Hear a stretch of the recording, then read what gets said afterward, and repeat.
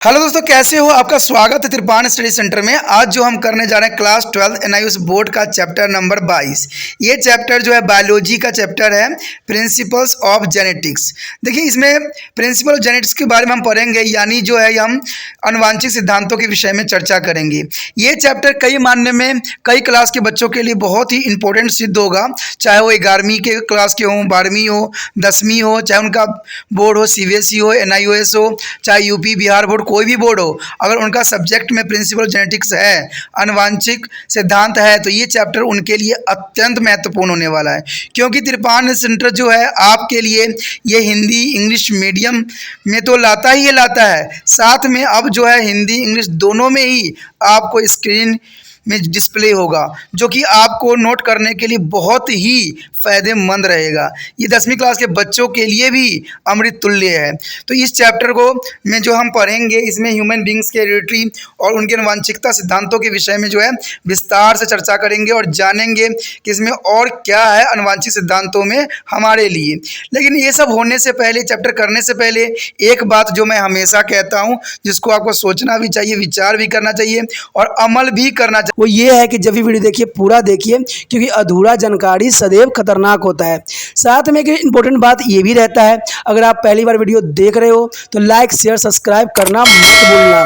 देखिए दोस्तों, लाइक कीजिएगा तो बनाने वाले का जो है प्रोत्साहन बढ़ता है और आपके लिए अच्छा से अच्छा करने की कोशिश करता है। ठीक है, सब्सक्राइब करना आपके हित में है। इसका कारण ये है कि अगर आप सब्सक्राइब करके रखोगे तभी जो है मेरा वीडियो का नोटिफिकेशन मिलेगा। और आपको पता है कि मैं हर क्लास का जो है सब्जेक्ट डालता ही रहता हूँ समय समय पे। तो अगर सब्सक्राइब करके नहीं रखिएगा तो शायद उस वीडियो से आप अनभिज्ञ रह जाइएगा, यानी वो आपको प्राप्त नहीं होगा और आप उसका नॉलेज नहीं ले पाइएगा। साथ में जो अगर आप शेयर करते हो तो शेयर करना एक जग कल्याण के समान माना जाता है। इससे ये होता है कि मान लीजिए कोई जो है बच्चा जो है मेरी वीडियो को उसकी ज़रूरत थी और आपके थ्रू वो वीडियो उसको पास पहुंचा है, तो वो सदैव ही आपका धन्यवादी रहेगा और सदैव ही आपका जो है शुक्रिया अदा करेगा कि तुम्हारे कारण मुझे जो है वीडियो प्राप्त हुआ। तो दोस्तों, आपको पता ही होगा कि त्रिपान स्टडी सेंटर सिर्फ एक क्लास के लिए ही अग्रसर नहीं है, ये कई क्लासों के लिए अग्रसर है।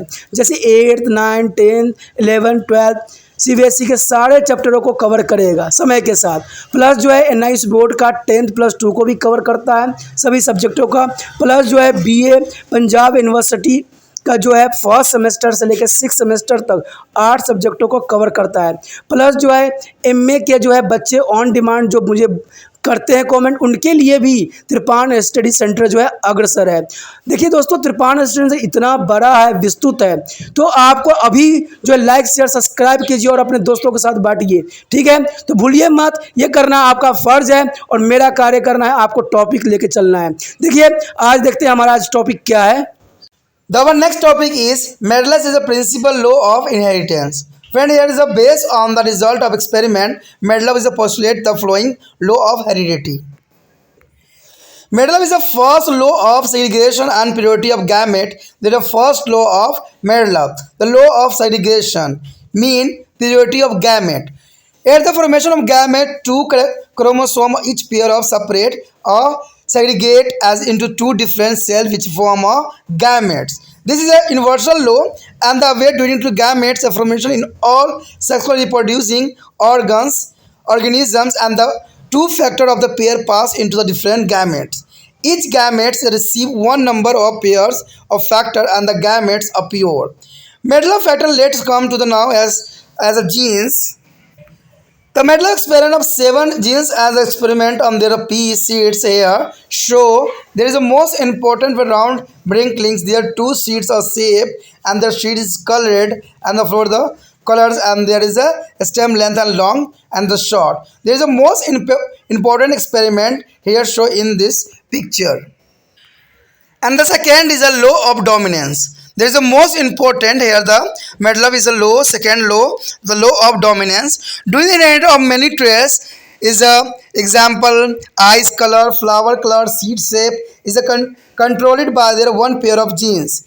When the two genes of a pair are of the same kinds, a brown color of eyes, red color of the flower, the condition of term is a homogenesis. There is a pair of chromosome that there are gene controlling the some features of flower color.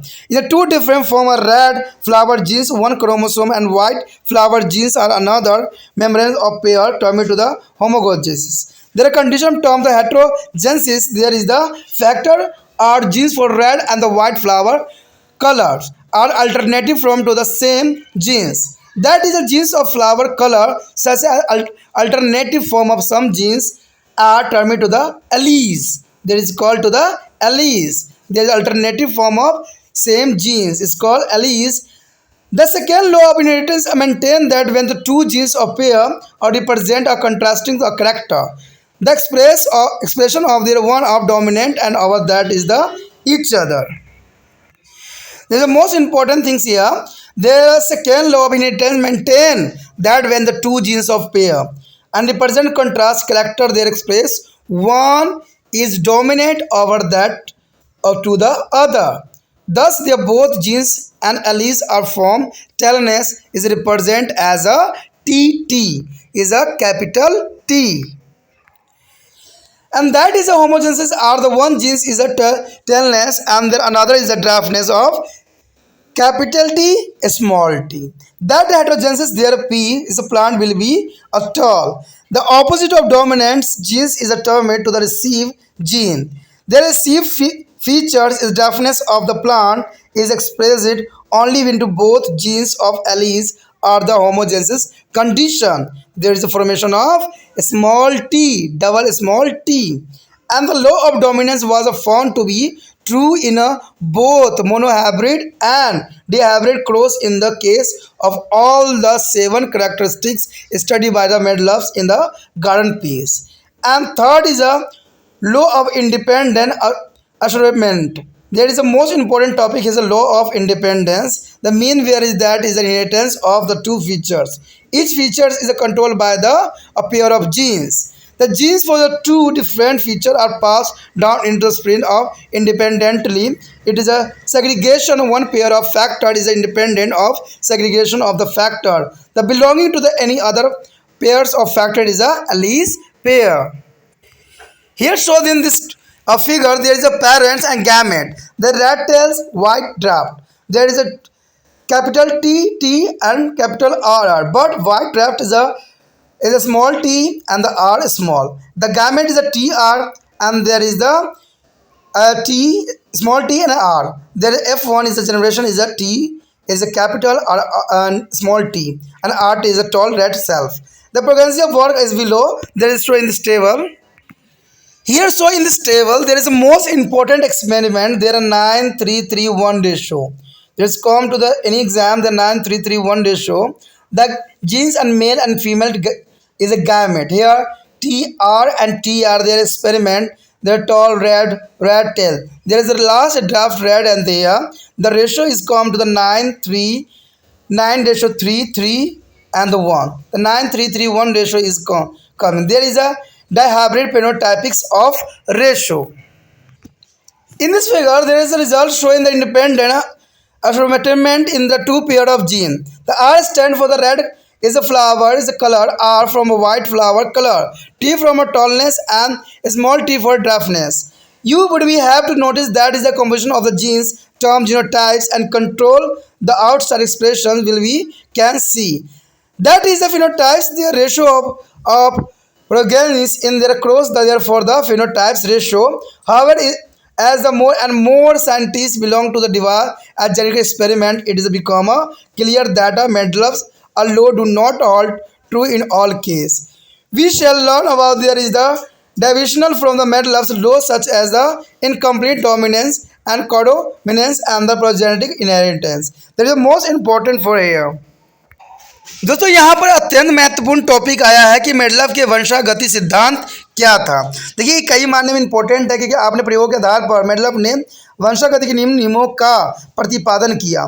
तो कहते हैं कि कई नियम थे जिसको जानना आपके लिए काफ़ी रोचक होगा और बहुत इन्फॉर्मेशन दायक होगा।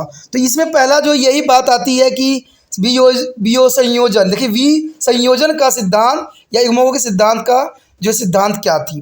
तो ये बहुत ही इंपॉर्टेंट था इनमें कि जो गैमेटों के निर्माण समय प्रत्येक जोड़े के दो गुणसूत्र दो विभिन्न कोशिकाओं में चले हो जाते हैं जो कि युग्मक का निर्माण करते हैं। यह एक जो है सर्वत्र नियम है और ये सभी लैंगिक जननों करके कार्य करने वाले जीवों में गैमेट के निर्माण के दौरान एक जोड़े के दो कारक विभिन्न गैमेटों से प्रवेश कर जाते हैं।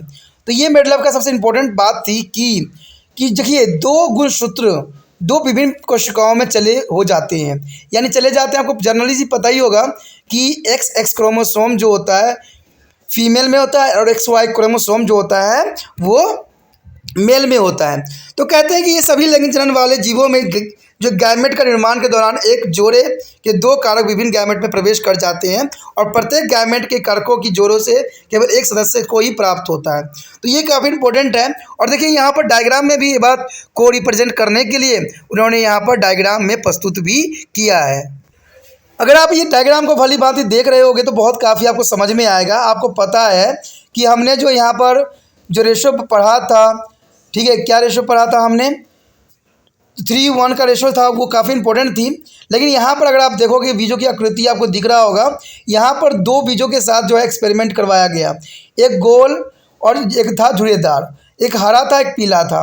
अब देखिए इनमें एक्सपेरिमेंट होगा तो इसकी फली कैसे होगी, फली हुई होगी और एक संकरित होगी, क्योंकि झुर्रीदार के साथ हुआ है तो जो है अगर इसका मटर का जो पौधा आएगा, बीज जो आएगा, जो दाने आएंगे, एक फुली हुई आएगा एक संकरित आएगा।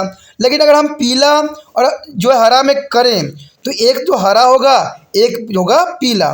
तो ये काफ़ी इंपॉर्टेंट था।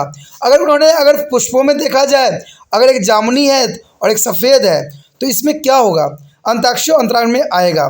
जब हम अंतरिक्ष अंतराल में करेंगे तो इसमें भी बहुत तने की लंबाई में वृद्धि हो जाएगी और ये एक्सपेरिमेंट जैसे भी करवाया गया सब में जो है वेरिएशन देखने को मिला। तो यही बात इंसान पे भी लागू होता है कि अगर माता पिता दो किस्म के हैं तो उनके बच्चे में भी वेरिएशन देखने को मिलेगा। और कभी कभी तो ये भी होता है कि उनके पूर्वजों से जो है कुछ गुण एक्सप्रेस हो जाती है। तो ये काफ़ी इंपॉर्टेंट है। अब देखिए यहाँ पर जो है बीजों की और फूलों की और जो यहाँ झुर्रीदार चीज़ों की जो बीज है उनके एक्सपेरिमेंट करके इन बातों को दर्शाने की कोशिश भी किया गया है। कहते हैं दूसरा जो था सिद्धांत था वो था प्रभाविकता का सिद्धांत। तो ये प्रभाविकता के सिद्धांत में बहुत इंपॉर्टेंट है, जिसे डोमिनेंस कहा जा सकता है। लक्षणों के वंशागत जैसे फूल का रंग, बीज का आकार आदि को समय प्रत्येक लक्षण की वंशागति एक जोड़ी जीनों से नियंत्रित होती है। जब एक जोड़ियों के दोनों जीनों एक ही प्रकार के होते हैं, अगर उदाहरण देखें फूल का लाल रंग, इस स्थिति को हम समयोजिस यानी होमोजेनेसिस कहते हैं। जब एक ही अभिलक्षण जैसे फूल का रंग को कि लाल के लिए जीन का गुणसूत्र पर और सफ़ेद रंग के लिए जोड़े के दूसरे गुणसूत्र जिसे इसका समजात कहते हैं पर उपस्थिति में यह तो दशा विषमयुति यानी हेटेरोजाइगस कहलाती है।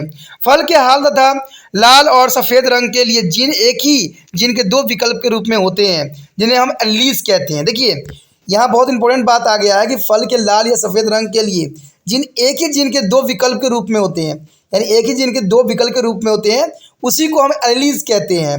ठीक है। वंशागति का दूसरा नियम ये भी होता है कि एक जोड़े के दो विपरीत जीनों में एक ही अभिव्यक्ति दूसरे से जो है अधिक प्रभावित होती है।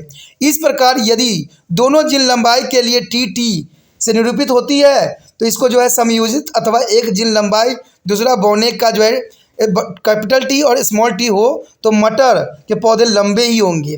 यानी अप्रभावी लक्षण पौधे का बौनापन तभी प्रकट होती है जब इनकी जीन यानी जो इसका है समयुग्मन अर्थात जो है स्मॉल t हो, तभी जो है इसमें जो है बौनापन नज़र आएगा जब स्मॉल t हो।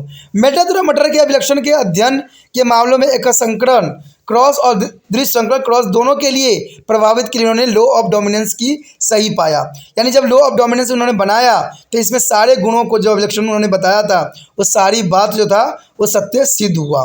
उसके बाद उन्होंने लिया स्वतंत्र चयन का सिद्धांत भी उनके लिए बहुत इंपॉर्टेंट माने रखा। कहते दो अभिलक्षणों के वंशागत प्रत्येक लक्षण जो कि जीनों के एक जोड़ी द्वारा नियंत्रित होते हैं कि जीन संदर्भ में स्वतंत्र रूप से हस्तांतरित होते रहते हैं।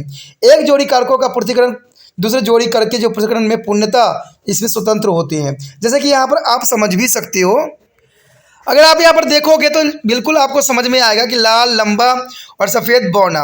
अब देखिए इन पौधों में जो है आपस में जो है क्रॉस करवाया गया, तो क्या हुआ, अगर जनक के रूप में कैपिटल टी और कैपिटल आर है, तो उसी तरह जनक में जो सफ़ेद बौना में जो है स्मॉल टी और जो है स्मॉल आर दिखाएगा। और यहाँ पर गैमेट अगर आप देखोगे तो टी आर के रूप में आ गया है, और सफ़ेदों में जो है टी आर के रूप में हुआ। जब इनमें क्रॉस होता है तो फर्स्ट जनरेशन में जो होता है F1 में क्या होता है, कैपिटल जो होगा टी होगा, स्मॉल टी होगा, आर कैपिटल होगा और आर होगा। इसमें लाल, लंबा स्वयं परागण द्वारा होगा। अगर इन्हीं को हम अगर टेबल में रिप्रेजेंट करने की कोशिश करें तो कुछ इस प्रकार से हमें नजर आएगा। इस अभिलक्षण को हम द्विसंकरा भी कहते हैं, क्योंकि इसमें जो दो तरह के जो है जीनोटाइप्स लिया गया है, जीनों लिया गया है, यानी नर मादा जो गैमेट में जीनों को जो है दर्शाया गया है। अगर इसका रेशो जो प्राप्त होगा आपको 9:3:1 के रेशो में ये प्राप्त होगा। कई बार एग्जामिनर जो है 3:1 के रेशो भी पूछ लेता है और 9:3:1 के रेशो भी पूछ लेता है।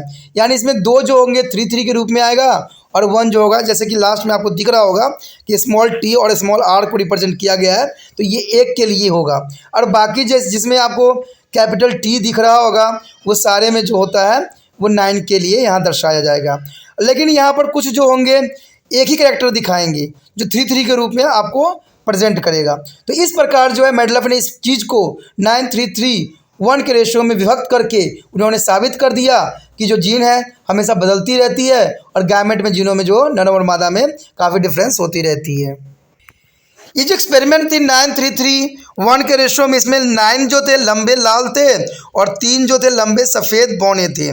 ठीक है, लंबे सफ़ेद थे, 3 लंबे सफ़ेद थे और 3 बौने लाल थे, और 1 बौना सफ़ेद था, जैसे कि हम अभी डायग्राम में भी और फ्लो चार्ट में भी देखने की कोशिश किया था। तो याद रखना 9 जो होंगे लंबे लाल होंगे, 3 जो होंगे सफ़ेद लाल होंगे और 3 बौने लाल होंगे, और 1 जो होगा बौना सफ़ेद होगा, जो कि लास्ट में हमें नज़र आया था। यहाँ पर अगर देखा जाए, अगर इस जो हमने देखा चार्ट में, उसमें आर जो था फूलों के लाल रंग वाले जीन थे। ये आपको याद भी दिमाग में रखना पड़ेगा, जो कि काफ़ी इंपॉर्टेंट बात यहाँ पर बताई जा रही है कि आर जो था फूल के लाल रंग वाले जीन थे, और आर स्मॉल आर जो था फूल के सफ़ेद रंग वाले जीन थे, और कैपिटल टी जो था पौधों को लंबा करने वाला जीन था, और स्मॉल टी जो था पौधे के बौनापन के जीन था। तो ये सारे अगर बात आपको पता रहेगा तो आपको एग्ज़ाम में लिखने में आपको कोई किसी प्रकार की जो है मुश्किल का सामना नहीं करना पड़ेगा। आपने अध्ययन जो किया है उसमें जीनों का संगठन और जो है जीन प्ररूपी यानी जीनोटाइप्स बाहर दिखने वाले लक्षणों को जो है नियंत्रित करता है, अर्थात फिनोटाइप को नियंत्रित भी करता है। क्रॉस में संदेश का जो है अनुपात अभिलक्षित रूप यानी फिनोटाइप्स अनुपात जो है फिनोटाइप रेशो कहलाती है। कहते हैं जैसे जैसे वैज्ञानिकों ने इस पर खोज करना शुरू किया, वैसे वैसे हमने बहुत बातों को और भी समझने में हमारे लिए आसानी हुआ। कहते हैं अधिक से अधिक वैज्ञानिक अनुवांशिक के प्रयोग की खोज करते चले गए। यह स्पष्ट हुआ कि मेडलफ के नियम सभी स्थिति में सही नहीं होते हैं। हम मेडलफ के नियमों के व्यक्तिगत क्रमों के बारे में जानकारी प्राप्त करेंगे, जैसे कि अपूर्ण सहभागिता यानी कोडोमिनेंस और बहुजीनी वंशागत के बारे में। तो ये सारी चीज़ें जो थी काफ़ी इम्पोर्टेंट थी। Our next topic is reasons for a Medloff is a success. Friend, here Medloff succeed in the postulating law of inheritance because it is choose of the experimental plant. There is a most important topic here. There is a experimental plant. Garden peas, which has a short life cycle, has a and self-pollinated a bisexual flower, so that cross pollination is not be allowed and the true breedings. And the behavior of parents could be maintained because of the property of self-pollination is a garden peas plants a large number of pure lines of plant with the several pairs of contrastings of character could be obtained in the same field. And second is the most important for success, he is selected to the traits. All the 7 pair of contrasted character of peas plant considered by the Medloff is his experiments ensure the complete dominance that as a help it to Medloff to the postulate the law of dominance and the law of segregation.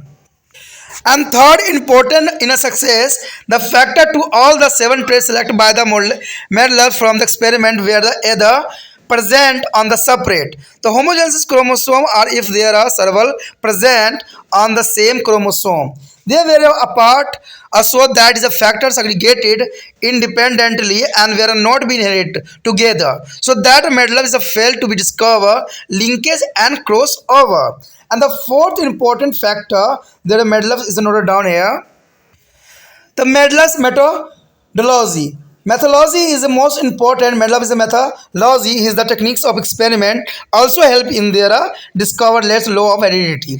The first is a homogeneous pure line plant with a contrasting character were crossed.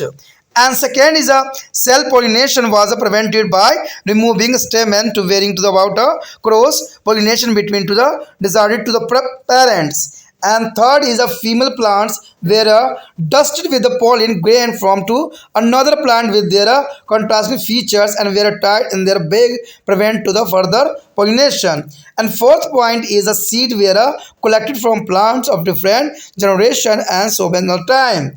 And fifth, the result of different generation were maintained and analyzed statistically by their accounting to the individually exhibiting of different trade. And sixth is their considered to inheritance of the character at the time.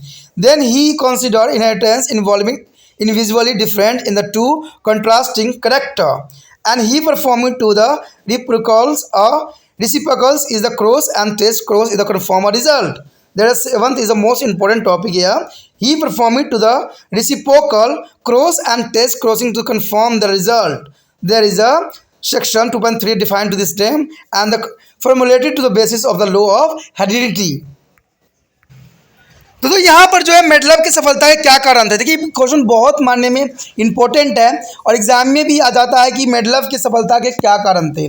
तो ये कई मानने में important है सभी बच्चों के लिए, तो इस बात को जरूर नोट डाउन कर लेना। आपके समक्ष हिंदी इंग्लिश दोनों में डिस्प्ले हुआ है, तो इसके पॉइंट जो है जरूर नोट कर लेना, ये काम आपके लिए आसान रहेगा। कहते हैं मेडलव की सफलता का कारण था, पहला था उनकी सामग्री का चयन। देखिए उन्होंने मटर को चुना जिसका जीवन चक्र कल्प जो है अल्प अवधि की होती है, बहुत शॉर्टेज लाइफ साइकिल होती है इसकी, यानी बहुत जल्दी, क्योंकि ये 1 वर्ष से भी कम पौधों में गिना जाता है। ठीक है, इसमें जो है स्वयंपरागिता द्विलिंगी पुष्प पाए जाते थे, ये भी बहुत इंपॉर्टेंट बात थी कि इसमें स्वयंरंगित द्विलिंगी पुष्प पाए जाते थे जिनमें दल पुंज बंद होता था, ये भी इंपॉर्टेंट बात है। अंततः परागण को आसानी से नियंत्रित किया जा सकता था। मटर के पौधे उगाना आसान है और कई अच्छे विपरीत लक्षणों युक्त पादप उपलब्ध भी है। देखिए ये पॉइंट जो था काफ़ी मानने में इंपॉर्टेंट था, क्योंकि ये सारी बातों को यहाँ पर रिप्रेजेंट किया है कि उन्होंने इस मटर का पौधों को इसलिए चयन किया क्योंकि इनका जीवन काल जो होती बहुत कम होती है और इसमें स्वयं परागित द्विलिंगी पुष्प पाए जाते हैं। साथ में इसमें जो है दल पुंज भी पाया जाता है और जो है परागण को आसानी से नियंत्रण भी किया जा सकता है। तभी मेडलफ ने इस एक्सपेरिमेंट में मटर के पौधों को चुना। तो ये काफ़ी इंपॉर्टेंट रहता है, एग्जाम में भी इस बात को पूछी जाती है कि मेडलफ की सफलता का क्या कारण था या मेडलफ ने मटर के पौधों को ही क्यों चुना। तो ये एक मायने में काफ़ी इंपॉर्टेंट आपके लिए रहेगा। उसका दूसरी बात इसमें यही आता है उनके द्वारा लक्षणों का चयन, ये बहुत इंपॉर्टेंट बात थी। कहते हैं मेडलफ द्वारा अपने प्रयोग हेतु चयनित विपरीत लक्षण के 7 जोड़ों को नियंत्रित करने वाले कारक तो समजातीय गुणसूत्र पर उपस्थित थे, और यदि एक ही गुणसूत्र पर उपस्थित थे तो एक दूसरे से इतने देर स्थित थे कि वे यानी दूर स्थिति के स्वतंत्र रूप से पृथक हो सकते थे। देखिए ये पृथक होना यानी अलग होना भी कई मानने में इंपॉर्टेंट रहता है। तभी जो है मेडलफ ने मटर के पौधों को ही चयनित किया, अर्थात उनकी वंशागति एक साथ नहीं होती थी। इसी कारण से मेडलफ ने समयता के क्रॉसिंग ओवर नहीं खोज सके। लेकिन इसमें बात उनमें क्रॉसिंग ओवर्स नहीं खोजा तो कोई बात नहीं, लेकिन उन्होंने बहुत हेरिडिटी की जो इन्फॉर्मेशन दिया वो कई मानने में जो है आगे चल के काफ़ी जो है इम्पोर्टेंट सिद्ध हुआ। कहते हैं अगर मेडलफ की तकनीक के बारे में अगर हम ना जानें तो हमारा जो है पढ़ाई भी अधूरा रह जाता है। मेडलफ की तकनीक क्या थी ये बात जानना आपके लिए भी इम्पोर्टेंट रहता है, तभी आप लोग भी एक्सपेरिमेंट कर सकते हो। कि कोई भी एक्सपेरिमेंट करने से पहले हमें तकनीक के बारे में जानना होगा, उसको समझना होगा, और समझ आपको पता है कि त्रिपाण सेंटर में ही प्राप्त होगी, जहाँ पर आपको जो है आपके ही लैंग्वेज में आपके जैसे ही आपके लिए ही जो है यहाँ पर शब्दों का उपयोग किया जाता है, जहाँ प्रोनाउंसिएशन भी बहुत आसान होता है, जो कि छोटा बच्चा भी आसानी से बोल सकता है और छोटा बच्चा भी समझ सकता है। तो ये काफ़ी इंपॉर्टेंट आपके लिए रखता है। तो कहते हैं मेडलफ की तकनीक, देखिए कहते हैं तकनीक बहुत इंपॉर्टेंट होती है किसी चीज़ को समझने के लिए और किसी एक्सपेरिमेंट को करने के लिए। तो मतलब कि प्रयोग तकनीकी उत्कृष्ट थी।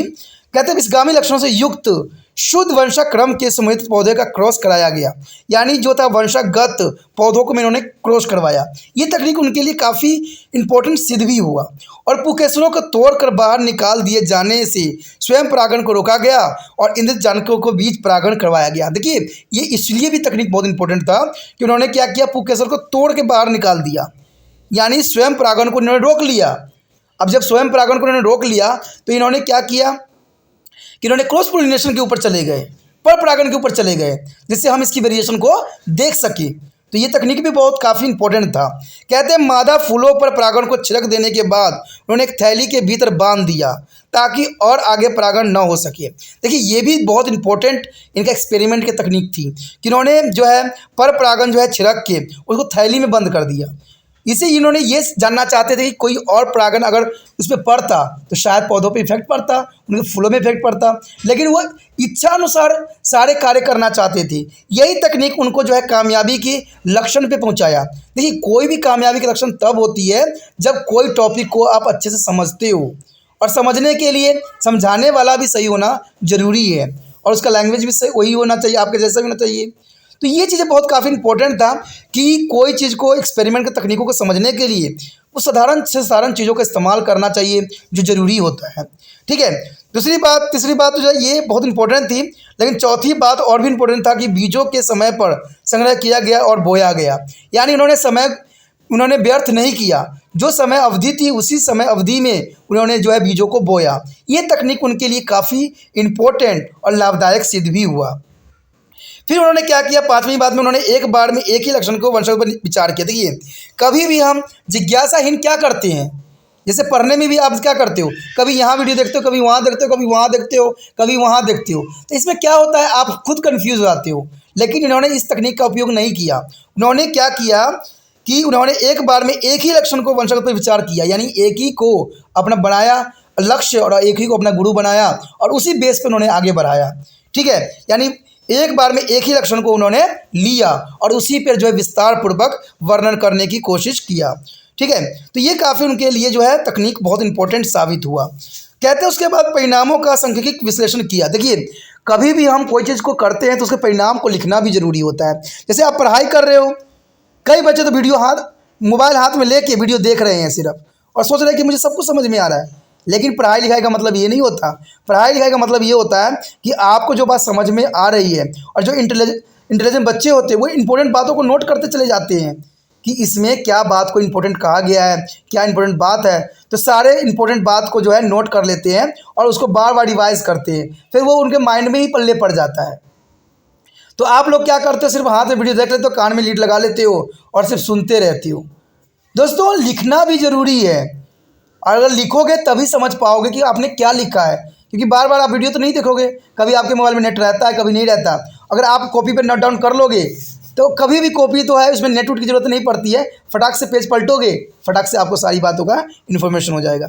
तो कभी भी आप वीडियो देखो तो साथ में कलम पेन जरूर लेके रखा करो और जो इंपॉर्टेंट बात होती है उसको नोट किया करो। तो यही बात जो है मेडलफ ने अपने तकनीक में यूज़ किया कि परिणामों का उनको सांख्यिकीय विश्लेषण किया गया, यानी उन्होंने हरी बात को नोट डाउन किया।